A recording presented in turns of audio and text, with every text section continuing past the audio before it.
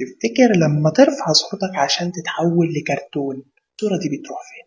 اللي انت ما تعرفوش ان في ادوات من الذكاء الاصطناعي لما تاخد صورتك بتخزنها عندها بقواعد بيانات ضخمة جدا علشان تتدرب ال AI. يعني ايه؟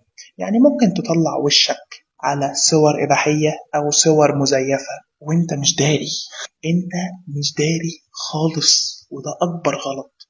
انت لما ترفع صورتك انت عارف انت بترفع لإيه. ما تخليش الترند ياخدك، ما تخليش اي حاجة تحصل لك وانت مش داري اصلا باي حاجة. ما ينفعش ما ينفعش.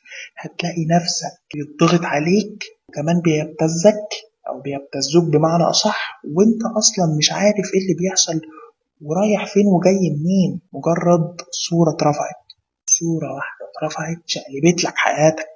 وفعلا ده حصل في 2023. حصلت في استراليا واحدة راحت رفعت قضية ابتزاز بسبب ان في حد بيبتزها بصورها، وان الصور دي اصلا هي ما تصورتهاش، مجرد لعبة خدت منها الصورة.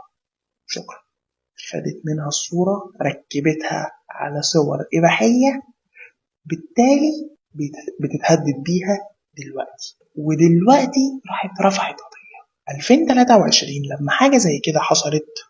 بالتالي الشرطة ما قدرتش تعرف ان ده AI. الشرطة فكرها كله ان كل ده هاكرز، حد بيبتز، لكن مفيش حد اصلا. هو ماشين اللي بيعمل كل ده، ال AI بيعمل كل ده.